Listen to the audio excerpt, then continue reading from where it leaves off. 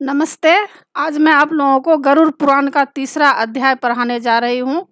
पहला और दूसरा अध्याय मैं बना चुकी हूँ। उनको देखने के लिए आप ऊपर दिए गए आई बटन पर क्लिक करके देख सकते हैं, या नीचे दिए गए डिस्क्रिप्शन बॉक्स में देख सकते हैं, या प्लेलिस्ट में जाकर देख सकते हैं।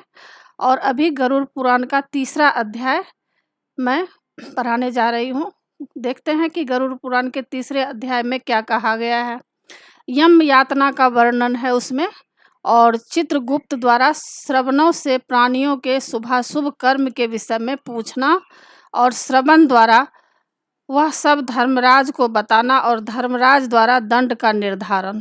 तो इसमें यह बताया गया है कि यम जो है किस तरह से यातना देते हैं जो गलत कर्म करते हैं, उसका वर्णन है। फिर चित्रगुप्त द्वारा श्रवणों से प्राणियों के शुभाशुभ कर्म के विषय में पूछना है कि क्या शुभ कर्म किए हैं, इसके बारे में पूछते हैं। और श्रवण द्वारा वह धर्मराज को बताना, धर्मराज को यह सब बात बताया जाता है, और धर्मराज द्वारा फिर दंड का निर्धारण होता है कि किस प्राणी को किस तरह का दंड मिलना चाहिए। तो गरुड़ उवाच मतलब गरुड़ पूछते हैं भगवान कृष्ण से कि हे केशव, यम मार्ग की यात्रा पूरी करके यम के भवन में जाकर पापी जीव किस प्रकार की यातना को भोगता है, वह मुझे बताने की कृपा करे। तो गरुड़ जी भगवान कृष्ण से पूछते हैं कि हे केशव, केशव कहा गया है भगवान कृष्ण को, तो पूछते हैं हे केशव, यम मार्ग जो यम का रास्ता होता है, यम मार्ग, उसकी जो यात्रा होती है, वह यम के भवन में जाकर पापी जीव किस प्रकार की यातना को, जो पापी जीव होता है वह किस प्रकार की यातना मतलब कष्ट को भोगता है, वह मुझे आप बताने की कृपा करें। तो गरुड़ जी भगवान कृष्ण से पूछ रहे हैं। अब देखिए भगवान कृष्ण क्या बोल रहे हैं। भगवान श्री कृष्ण बोले, हे विनता के पुत्र गरुड़, मैं तुम्हें एक नरक यातना के विषय में आदि से अंत तक बताऊंगा, तुम उसे सुनने के बाद कांप उठोगे।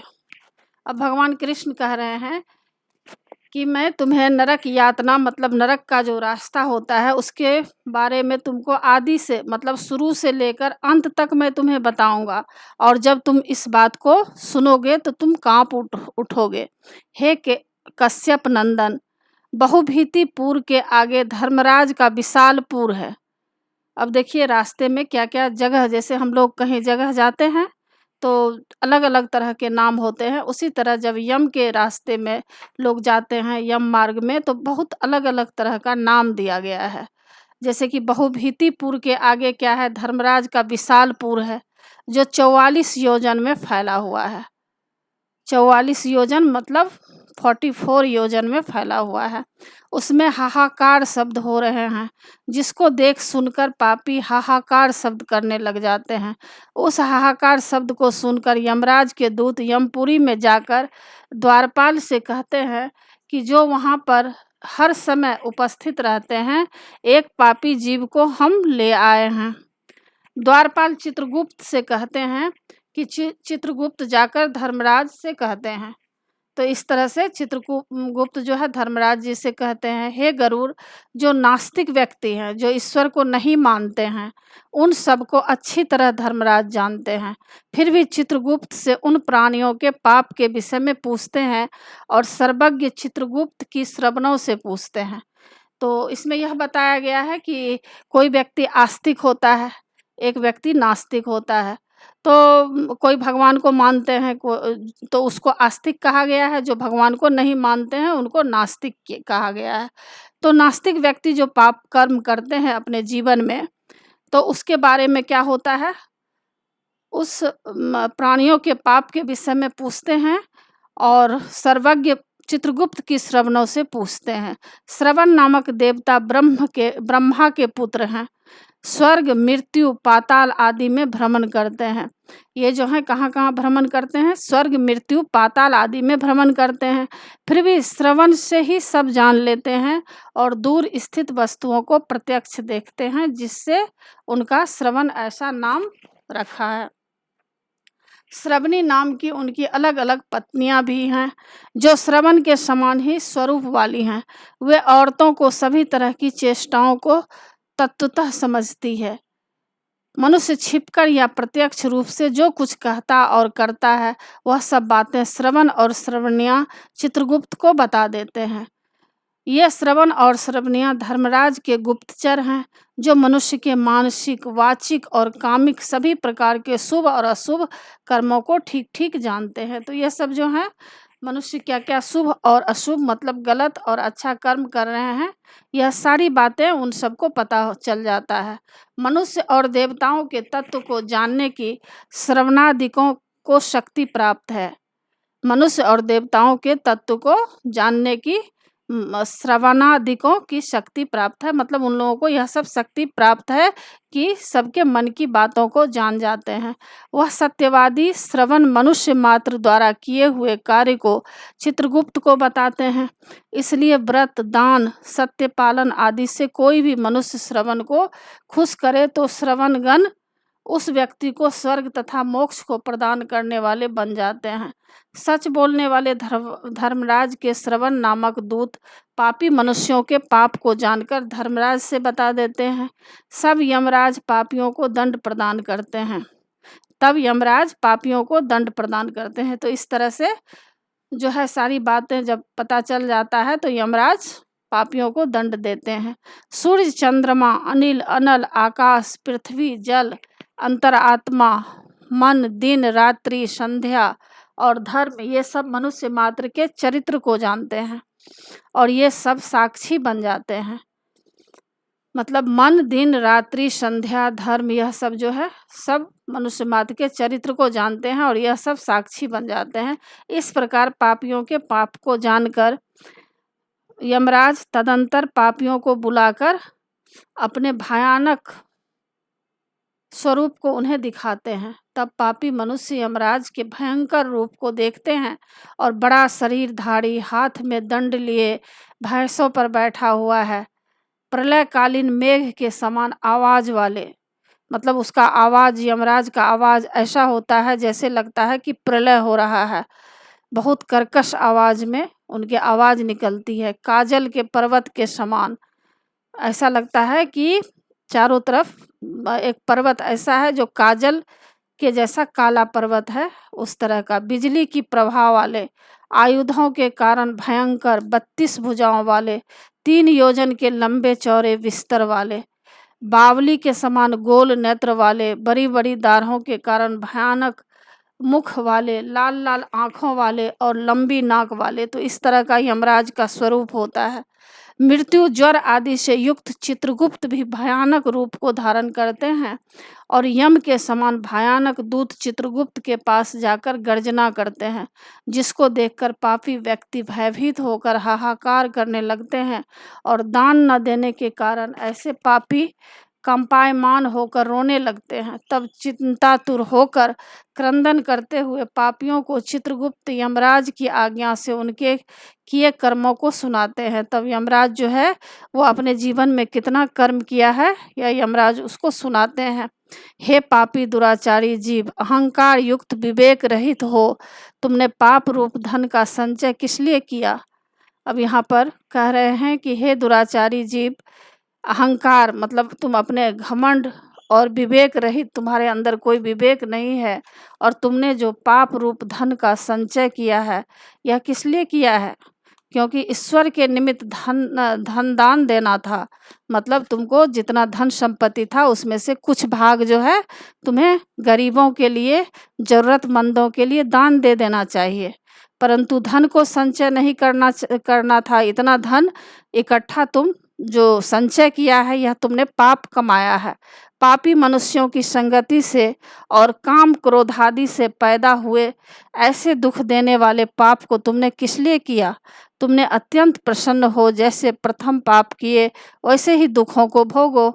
अब उल्टे मुख कर क्यों रुदन कर रहे हो। तो उस समय जो है यमराज उसे डांटते हैं, फटकारते हैं कि अभी रोकर तुम्हें क्या मिलेगा, तुमने तो जीवन भर पाप ही किया, तुमने तो कभी धन किसी को दान में नहीं दिया, पूरा संपत्ति का मालिक बन गया, तुम ऐसो आराम में ज़िंदगी बिताया, तो अभी क्या रो रहे हो, किस लिए रो रहे हो, अब तो तुम्हें उसका सज़ा मिलेगा। तुम लोगों ने अनेकों पाप किए हैं, वे पाप ही तुम्हारे दुख के कारण बन रहे हैं, इसमें हम लोग कारण नहीं हैं। मूर्ख हो या पंडित, दरिद्र हो या धनवान, सबल हो या निर्बल, यमराज सभी से समान व्यवहार करते हैं।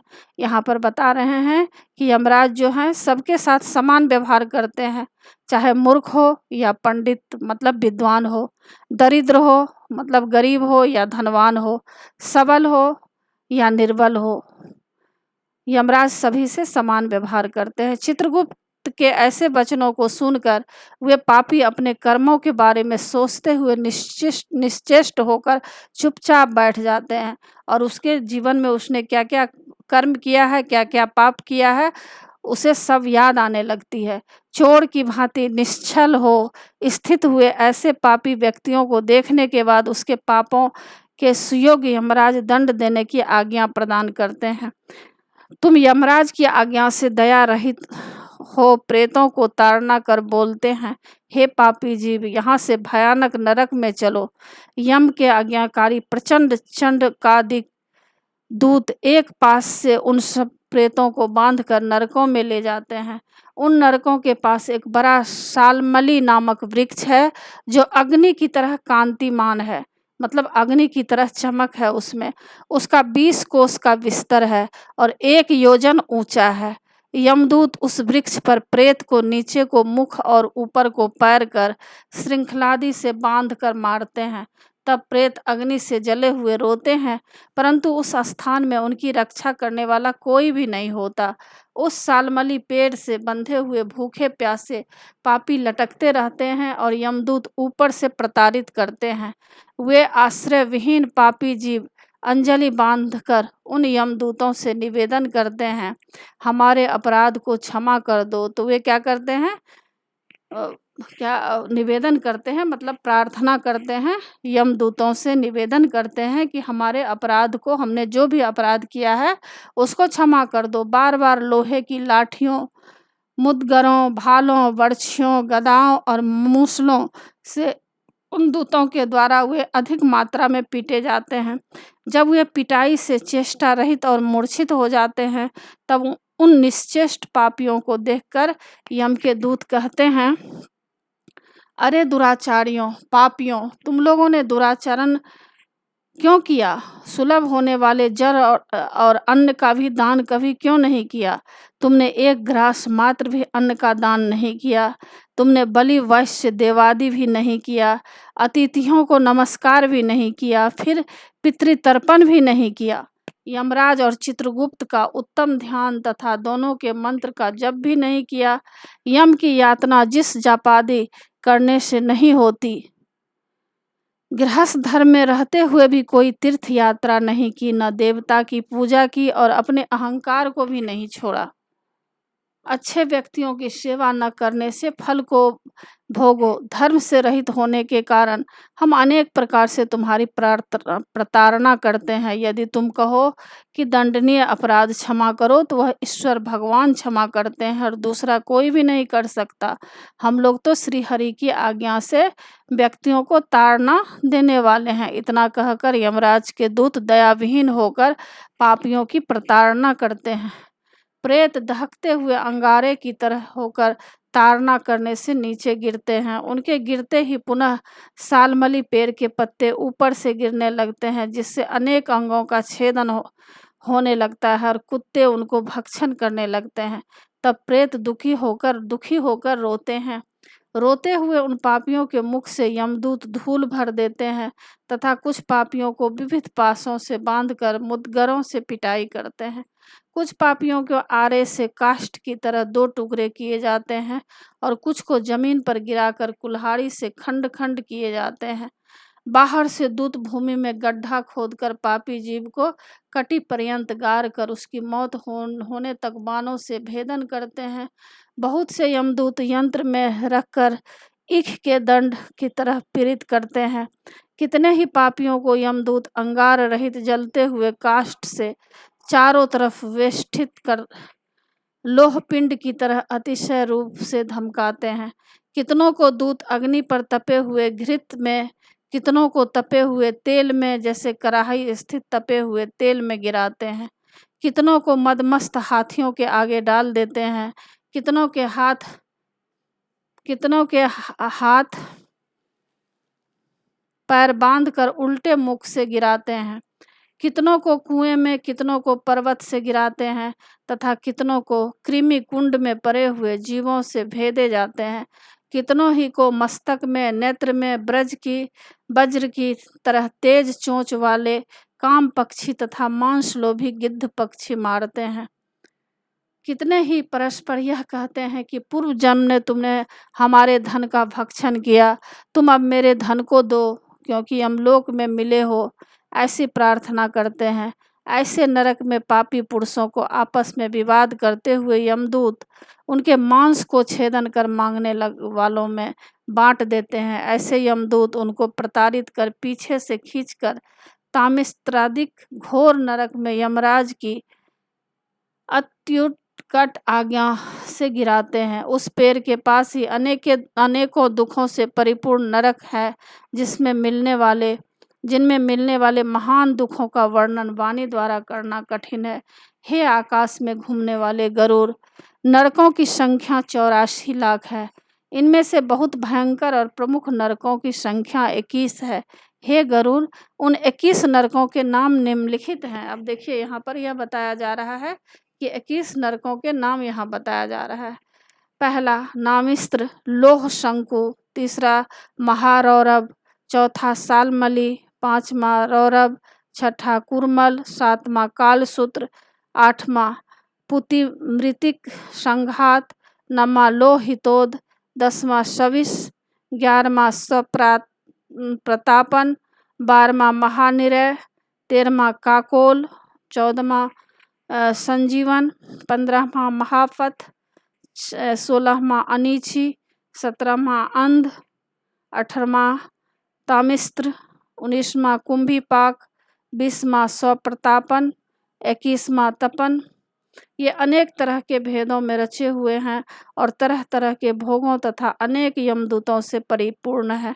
इस प्रकार नरकों में धर्म वर्जित पापिष्ट मूर्ख व्यक्ति जाते हैं और वहां नरकों की वेदना को कल्प पर्यंत भोगते हैं। स्त्री तथा पुरुष परस्पर अधिक विषय सेवन से तामिस्त्र, अंध तामिस्त्र, रौरवादी नरक की यातना को भोगते हैं। अतः ऋतुदान और विषय वासना में लिप्त नहीं रहना चाहिए। कोई मनुष्य भगवान के निमित्त दान को न कर केवल परिवार का भरण पोषण तथा अपने पेट को भरता है। ऐसा मनुष्य कुटुंब को एवं अपने शरीर को छोड़कर परलोक में नरकादि के दुखों को भोगता है।